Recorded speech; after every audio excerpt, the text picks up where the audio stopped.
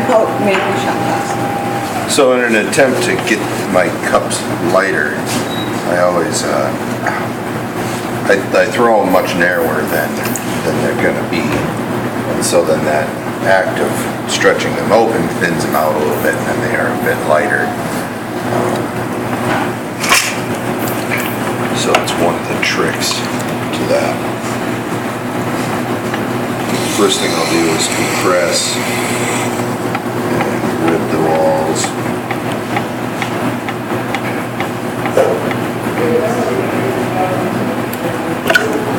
Trick with that is just getting your inside hand directly across from the rib.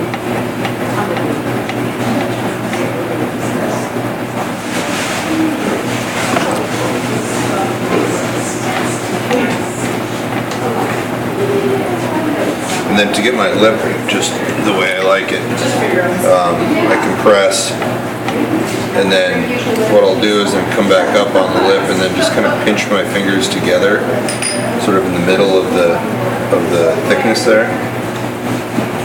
Get a nice sort of bridge, and then as soon as you touch it with your sponge, it'll give you a nice round.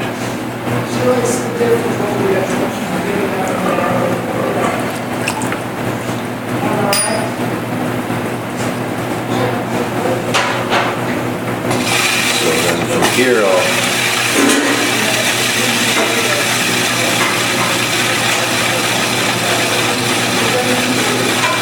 push that clay out over my rib as I'm doing that little foot thing. And then it helps to support that spot as you're doing the rest, getting the rest of the form the way you want. I mean that... The cup a little bit unstable because of the smaller bottom and larger top. It's a little bit. I mean, it's not as bad as you'd think.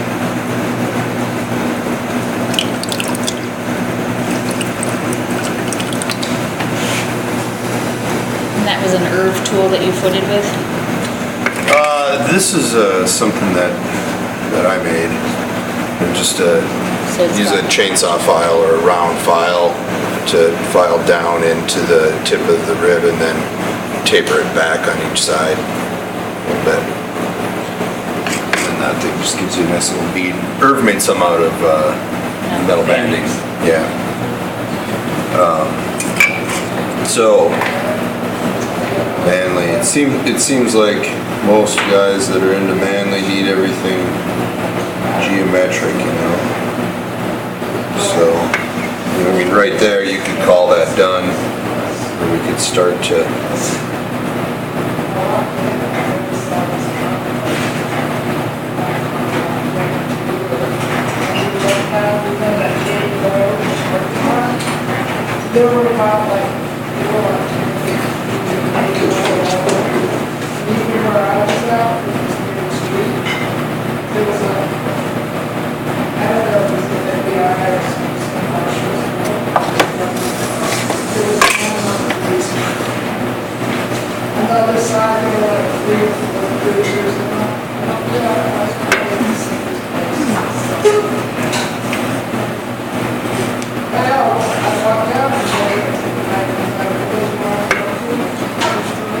So it's one idea.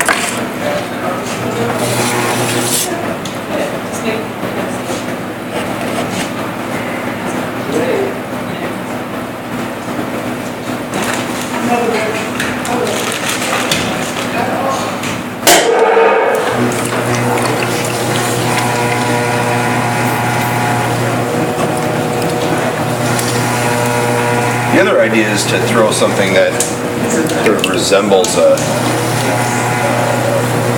beer mug in a way. So make that foot a lot fatter.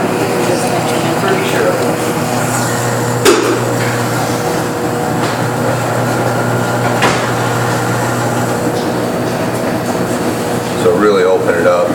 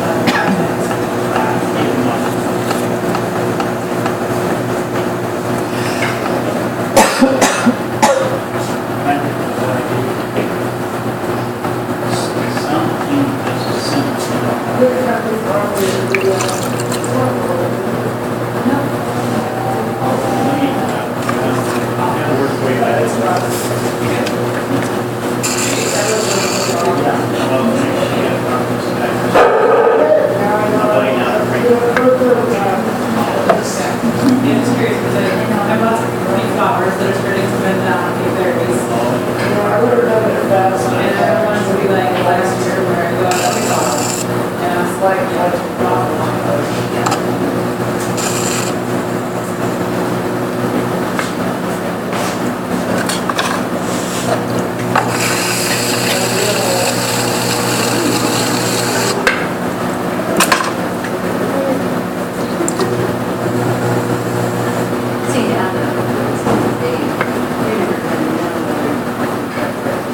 So it's kind of curvy still, but you know, I think that that relationship to that Stein idea is there. And you can really play around with those shapes.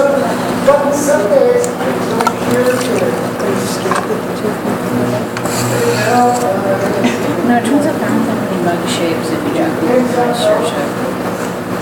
So let's see. Okay. Pulling this shape off is different, a little more difficult. Just kind of cradle and rock the piece back towards myself. Try to make as many contact points as possible. And having dry hands is, yeah, essential. Okay, so pulling handles. Let's see.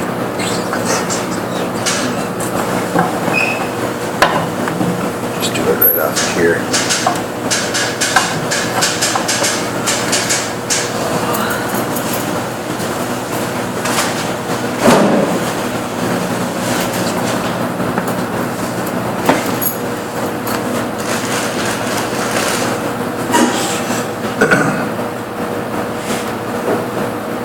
Let's start with a smallish piece of clay, but enough to hang on to and have some extra. So give yourself a narrower spot to hang on to at the top of the handle.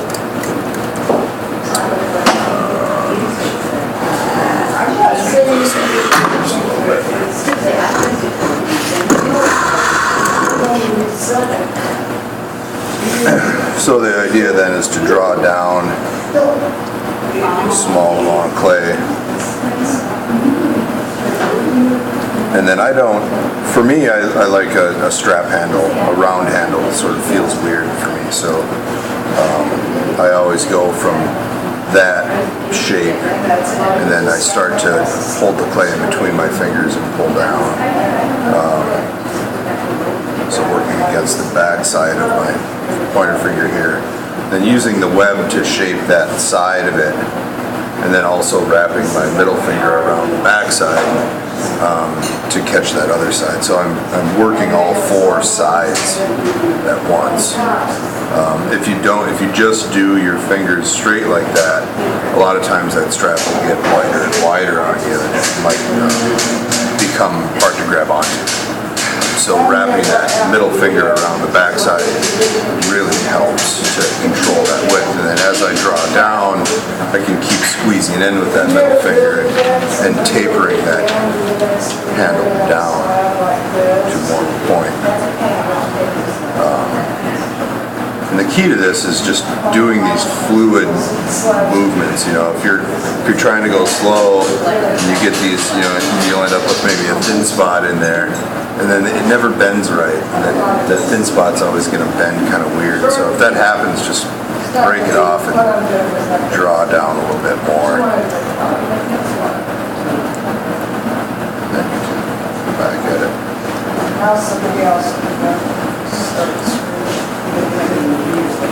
And then I'll flip it and do the other side to get it more uniform.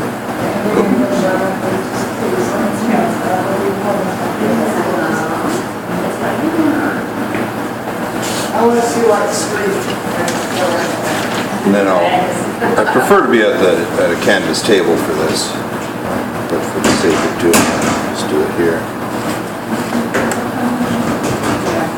I prefer to have a fettling knife. That's okay.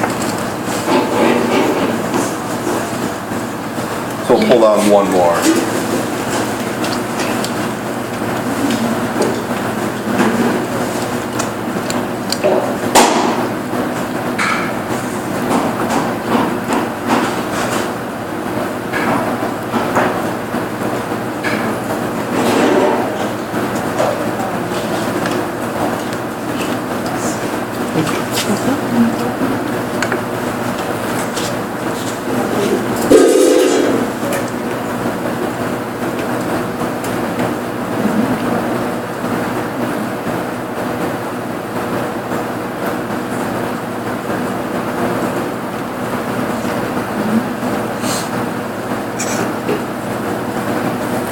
And then when I cut them off, I cut them off up high enough so there's a bunch extra at the top. And then that comes in handy as I start to put the handles on. So I've got these two candidates here. Applying. They're a soft leather hard. Then I'll indent the foot just a little bit. I throw these thin enough to where I don't trim them. Why do you do So that? using that, why don't I trim them? Or no, why do you indent them? Well, Is it to get more of a... to ensure that it doesn't rock when it sits, right? Because sometimes that center point will pop down, and it'll kind of act like a weeble wobble, right? The other reason is sometimes that flat surface area on the kiln, as the piece is expanding and contracting with the firing, if it's got all that surface area touching the kiln shelf, it can crack from the tension of that drag moving in and out. So if it's just sitting on the outer ring, there's less drag. It really becomes important in larger pieces. So that's sort of the technology of trimming a foot. So you have that just minimal contact point on the kiln shelf. But as a lazy way, this works pretty well. And then what I do is take it, roll it on the table. So to start flat and then start rolling sort of gradually, and then increase that roll out to where we're really rolling around. And then that kind of gives it a little bit more of a shadow line underneath, and cleans up that edge a lot. So there was some detritus on there that is all And you just use the Yep, thumb just the part? the heel of my hand there. Yep. Incidentally, those high bounce pinky bouncy balls that you buy at Walmart, they're great. You just kind of tap that thing on there. And so then the scoring comes in, and I always make sure to keep that handle down below the lip of the cup. Having that handle come above the lip of the cup, right?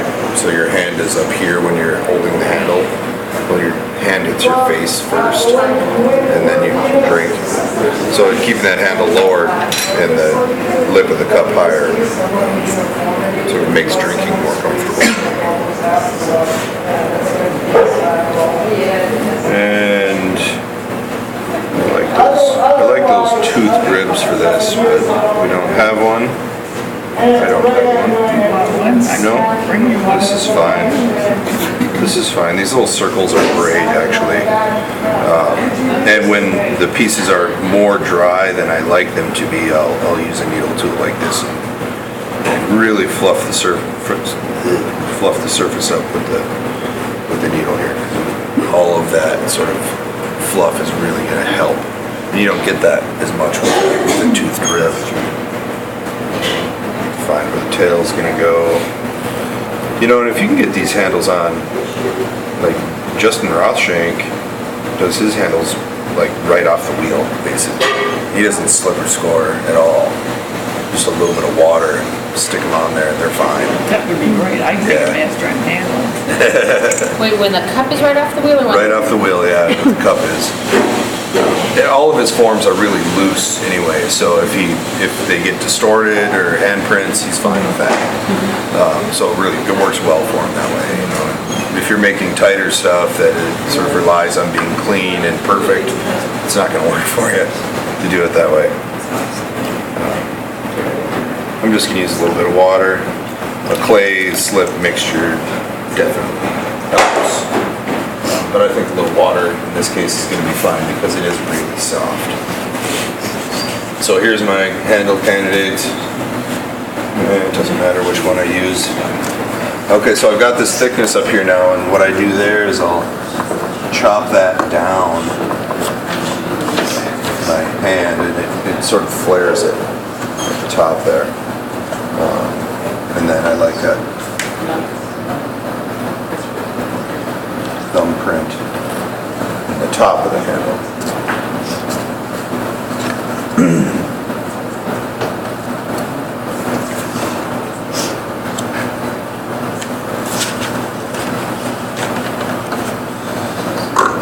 And then because I know the handle's going to come off the cup, it can go up first and then wrap down.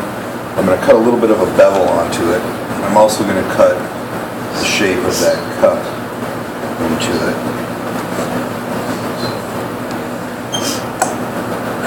So just angling the knife back towards me a little bit and cutting it works pretty well. So there's where I'm going to put my handle. Here's my handle. Now this part is the part that really makes it work for me in the way that I deal with it. So I'll lift that handle up.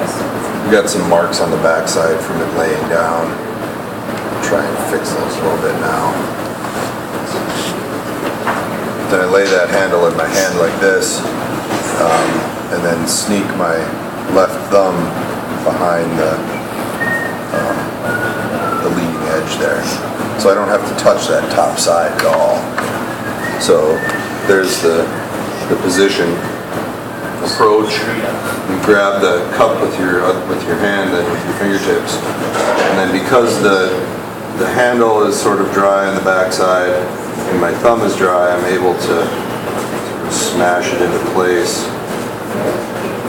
without really damaging anything at all. Just kind of run my thumb over it, across like so, and then from there I'll pick the cup up. You can see how the handle's coming off at an upwards angle, the way it is. So then at this point I lay it on its side so I can really see that profile, and I'll just keep pulling down. So like if I were to attach here, well, there's a big space in between the cup and the handle, and that can be sort of awkward on your wrist and make it feel heavier than it is. So if you just keep pulling that handle in or down so that gap shrinks to where it seems right, you can give a little bit of a lift again. Wait, sorry, can you bring it back so you can see how you're just pushing it down? I'm just pushing it down here at the tail, and then give it a little bit of a lift there and fix the shape the way I like it.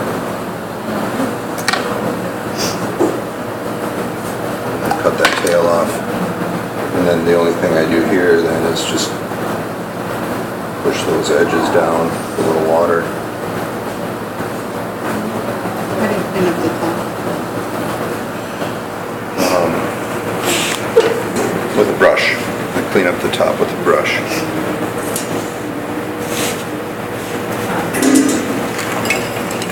So, for lack of a better brush, I have this one. And just run that brush through there to make it look pretty again.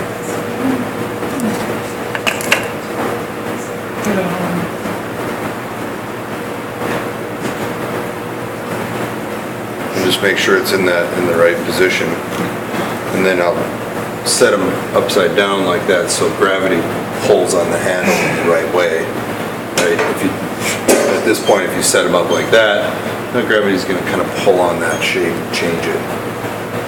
So I've had better luck immediately going upside down.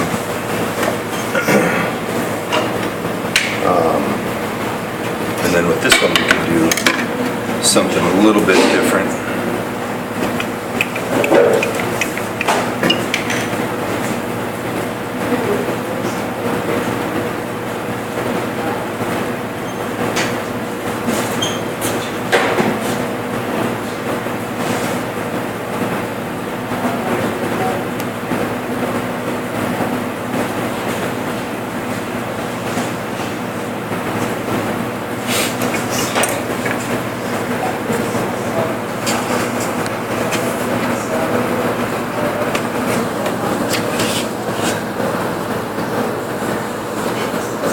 So on this one, we'll do a similar thing where flatten this out. But instead of my thumb, I'll use my 2 fingers, and then we can get a different feel going up here at the top. A little bit of a ridge instead of just the trough.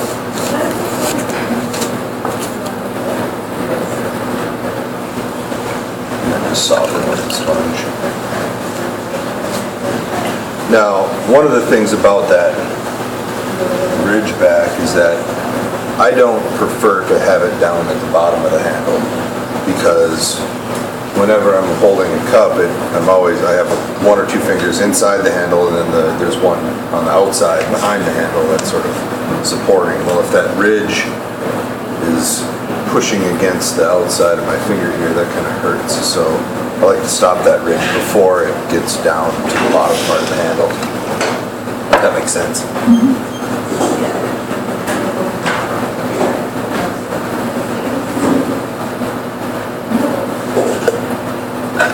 I've often tried to pull handles off the cup, and I'm no good at it, and I don't have the patience for it. And I think handles are hard enough. Once you get a system that works for you, stay with it. At least that's my attitude.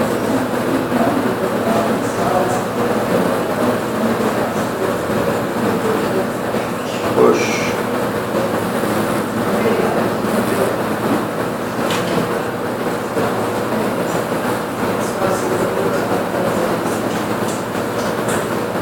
So it's sort of just the face of that oval that's flexible. You don't have a bunch underneath that's also compact. No, I don't. You're right.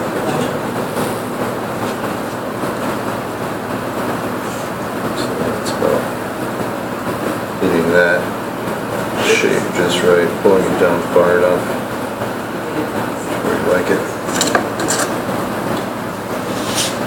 Some potters will have special clay that they use for handles that they just had for at least 6 months to 2 years, you know. Their handle clay has to be very special. I've never seen, I mean, unless it's way too soft, you can have some troubles with it that way. But, I mean, we're using bagged clay here, it's never too soft. Unless you're reclaiming and then just, wait for it to stiffen up enough. Or use new clay for making handles. So one of the other things that I've done in the past, let's get that heel set. Run that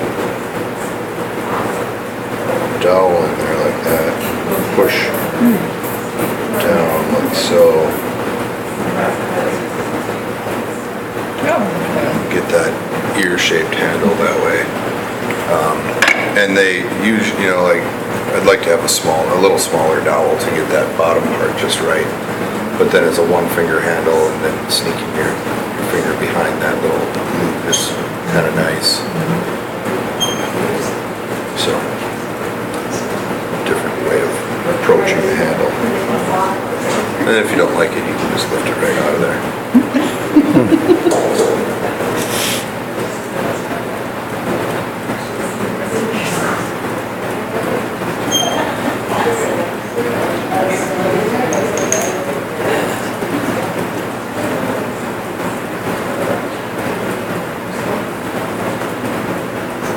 So then that ridge is there as a nice design feature, but it's not down here where my finger's gonna push up against it and feel awkward.